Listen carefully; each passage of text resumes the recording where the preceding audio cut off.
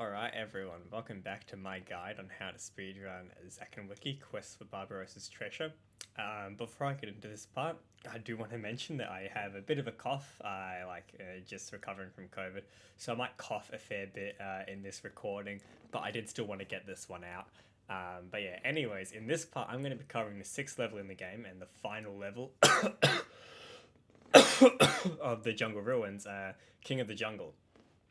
This level doesn't have any major differences between its 80% NIL route, so once again I'll just be going through it once and I'll mention a few minor differences along the way. This level is quite a step up from the previous levels we've covered so far, and most of that comes down to the level's very unique structuring and shape of it, which creates a very difficult movement. Because of this, I've given this run a difficulty rating of 5 out of 10. So we'll head over to the SRC page now,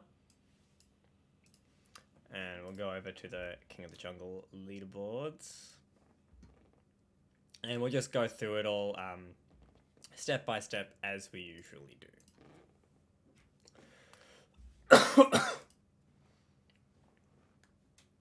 Okay, so with this one there is 2 cutscenes to skip, but anyways, you want to head over to the centipede first. Now this can be done I variate so how I do it depending on where my cursor is when I start off, but I either sort of click down there at the bottom where the fire is, like below the fire, and then I'll click in between the centipede's mandibles or around that area, and then I'll itemize it. The thing to be very careful with this is that the camera angle is very strange and it'll make you seem way closer to the centipede than you actually are. So a lot of the times you'll get there, you'll think you're close enough, you'll ring the bell, but you actually won't be close enough. You'll still be quite a bit in front of it. So I like to get quite close to it just to make sure. So yeah, I get right up, pretty much touching the golden mandibles. And then what I did there is, as it's falling, I sort of click that direction to get onto this side before picking it up, similar to what you usually do in Pit, but you can also mid-air grab it. When clicking on this log, you can click pretty much anywhere on this section, and it automatically schedules for Zack to move here at the base of the log. So you just click on it once, and it's a special movement that'll take Zack all the way to the end. And just wait for this part. You don't need to click on the gate or anything. But I do set up my cursor to where the gate is, because there is a cutscene here when Zack reaches the end of the log. So I put my cursor where the fence is over the logs, and then I wait. And I start pressing minus to get the cutscene. That way when the cutscene is done, my cursor is already on the logs. I sort of mess it up a bit there, and you can just click on it straight away. And then you just click on one of the sticks, saw it, get ready to click on the fence again, and then saw the second stick. Then after that, you want to start shaking the bell, and you want to press minus once it starts panning up. And you do that twice. Then as the camera's panning back, you can already click on those sticks, so you just want to get fast at it. They'll always be at your feet. On the way back, you can kind of... On the way back, the log doesn't work quite the same way, so I kind of just click on it in the middle, and then you can pan across and click in front of the fire, but you don't want to click on the fire until you're off the log. Again, it seems to sort of mess up Zack's movement a bit, so that's definitely something to note. And then you just hold the stick over the fire so that it's burning. After a while, you'll kind of get a feel for how long it takes for it to ignite, and you'll get ready to press B the instant it sets fire. And then you just do the special movement again, click on the log once. I click on the log once, but once I click on the log, clicking on the log again will mess up Zack's movement, but just clicking on the ground on the other island is fine. So yeah, I clicked on it and I was still on the log, but I was already clicking on the next section of ground, right in front of the center saw. And then as Zack gets to there, I'm clicking all the way on the other side of the wall on the ground. Sort of clicking in the door section can be a bit weird sometimes. That's why I click all the way over there, and I wait till I'm at that totem with the pot on its head before I can sort of see the ground on the other side of the wall. There'll be another cutscene to skip. Now, from there's 2 ways you can do it. You can position your cursor all the way to the far right side of the screen if you're comfortable, and click in the corner, and you might be able to hit the torch holder straight away. Maybe it takes a bit of practice. Otherwise, the safer route is you can click on the stairs that Zack is about to go on, and then as Zack moves there, that part of the screen will come into like view. Yeah, you can click on the ground on that side and then click on the totem. Both are pretty fast, but that if you can click directly on the totem stand, it is slightly faster. It's just a lot harder to do. And you can see it kind of took a bit to set up for it there. But anyways, you place that down, and then you head straight to the tile puzzle. Now the tiles themselves are always on the same position on the floor. You have the one you don't use, the T shape, the I don't even know how you would really describe that. I just kind of call it the curvy one, and then you have the zigzag, I guess. That's how I would describe them. Feel free to describe however you want. And I always go from top to bottom, so, or in this case, looking at the piece at the bottom, left to right. So T, curve, zigzag. What is random with this part though is the way they're rotated. So sometimes you might have to rotate more pieces than others, and they might be in worse positions. But yeah, with a bit of practice, you can usually get them pretty quick. And then just press minus once the camera starts panning out. Don't do it too soon or it will bring up the Wii grip controls. And you just have to click on the puzzle again each time, and then click on the tile, and then... So it's 3 clicks each time. It's click on the puzzle, click on the tile, click on the slot, press minus, skip cutscene, click on the puzzle, click on the tile, click on the slot, and just repeat. Now the water movement here is definitely one of the trickiest parts of the level. So I'll just go back to before we get on it. So I just click on the surface once. That's going to get Zack into the water. Then once he's in, you kind of want to click, you can see where these sparkles are here. That's where I clicked. So that brings Zack down, and you can click like there a few times. So you can see I'm just clicking there. And then once Zack is down, I click again in the water, but like sort of close towards the surface where the stairs are. And then once Zack is on the other side of this curve, I click on the stairs once, and he gets out. This part takes a lot of practice on your own, because there's so many ways where if you misclick, Zack just stops in the water, and it's really hard to get him going again.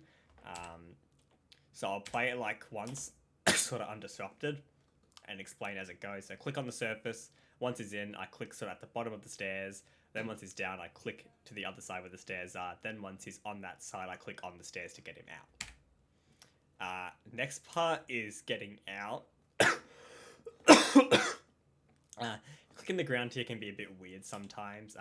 So I sort of click like just where the light is. And then as that gets closer, I click very low to the ground through this wall.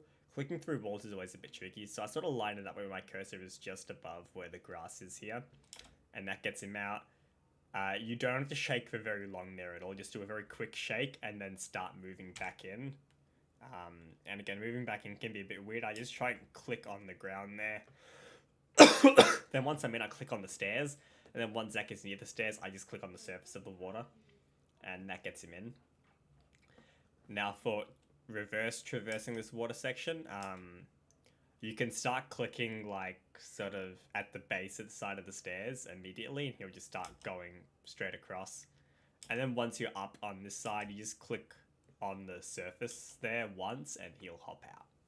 And you want to get out of the water before this cutscene plays, and then skip it. That is like making the fast water cycle. Otherwise, the slow cycle is you're like just there, and then the cutscene starts, and so it freezes Zack, and then you have to get him moving in the water again, and restarting your movement in the water does lose a fair bit of time. So once Zack is out, and the cutscene is skipped, I click on the stairs there, which gets him moving down. Then whilst he's moving down, I click on the base of those stairs when I can. Then once it pans up enough, you click on the surface of the ground here. You can see that sort of stuffed up a bit, and then when the camera's in a comfortable position, I click on the top of the stairs here. Then once Zack reaches about this point, you want to click where that pot is, and then once he's up and around this corner, you can click in this direction, preferably on the stairs. The main reason why you don't click on the stairs straight away is Zack can get, because of all these like this is a bunch of layers on top of each other, and it's all this zigzag back and forth, back and forth, back and forth, whilst increasing in height. And for some reason, this is very confusing for Zack. So if I'm on these stairs and I click here, you would expect Zack to go up the stairs, around, and then here to get there.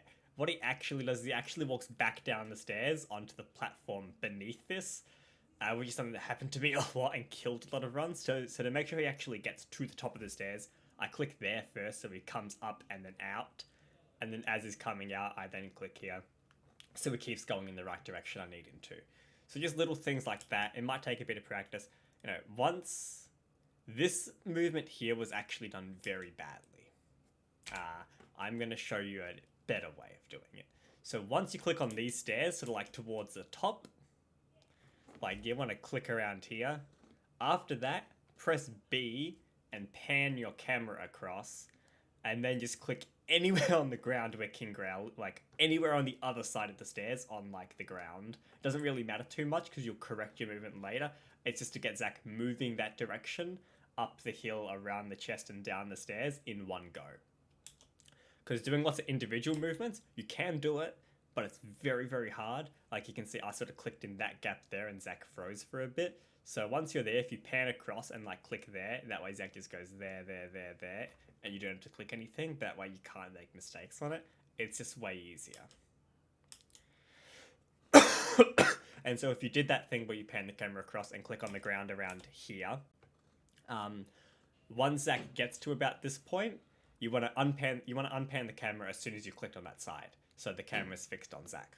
Once Zack is coming down the stairs, you want to click on this tile here. Like you'll notice that tile sort of sticks up above the ground, like this one.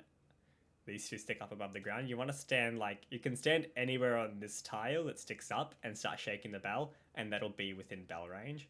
You want to be as far from him as possible while still within bell range, so it minimizes how much you have to walk down and then how much you have to walk back up. So you can sort of stand like right on the edge of this tile piece.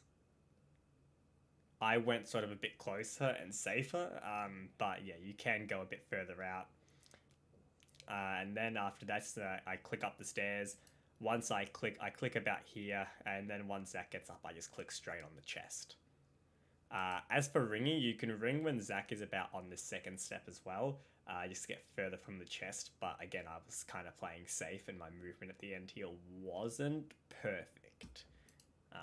So those are a few things you can change. But yeah, so that there is the full level. It doesn't really change at all in any percent. You do the exact same stuff. You just can't skip the cutscenes. That is the only difference. So I'm now going to play this all in one go, so you can see the level all strung together. And again, keep in mind some of the few changes I said you could make to the movement. It is entirely up to you which one you choose to do. Just some of those other ones are a bit easier. Especially the one with the movement at the top. Definitely do the one with the movement at the top. It's easier and it's faster. The one at the start of the cave, whether you click on the torch or you go down the stairs first, going down the stairs is much easier, but it is a teensy bit slower than if you are able to just click directly on the torch. So with that being said, I'll now play it all in one go for you guys to view.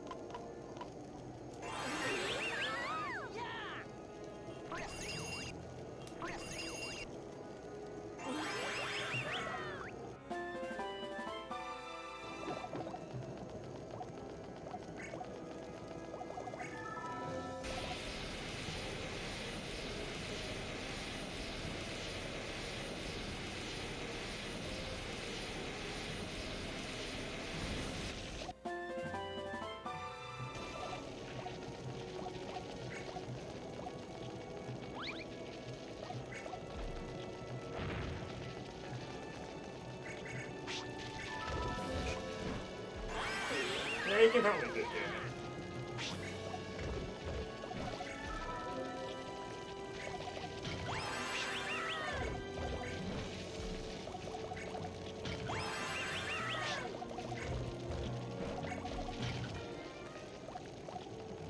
Alright.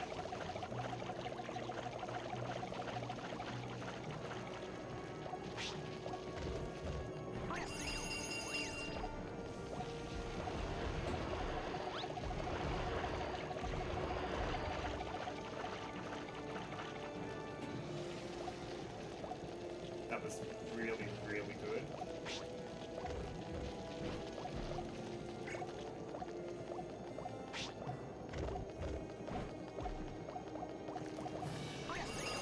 Oh, that was really nice! There was only one part that I stuffed up. And that was right at the end on the first flight of stairs. The rest of that was really good. Come on, let's make it 5! Let's make it 5, baby!